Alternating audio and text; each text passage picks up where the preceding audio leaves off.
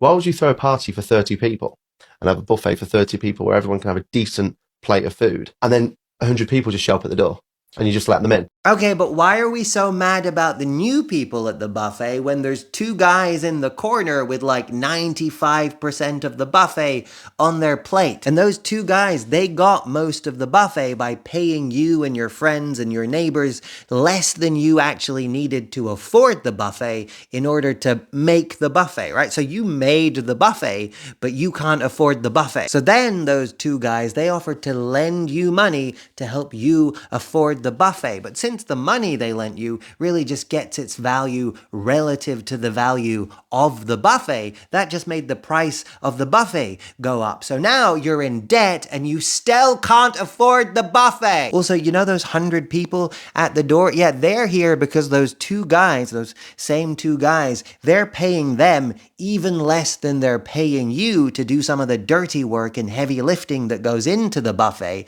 that you definitely are not willing to do. So they're even more tired and hungry than you are, and they really can't afford the buffet. And also, you know those 100 new people, a lot of the ingredients for the buffet came from their house. So you may have made the buffet, but a lot of the eggs, the flour, the wood to make the table, the energy that lights the stove, a lot of that came from their house. See, those two guys, those same two guys, they paid a bunch of other guys to rob their house and take control of their buffet in exchange for access to very cheap ingredients from over there in order to more cheaply manufacture your buffet. And the profits from that, they obviously didn't use to pay you more to make the buffet or to make the buffet cheaper, but rather in order to take control of an even bigger portion of your buffet than they had before. And also, you're afraid that there's only enough buffet for 30 people, but that's not actually true. That's actually just the 5% that's left.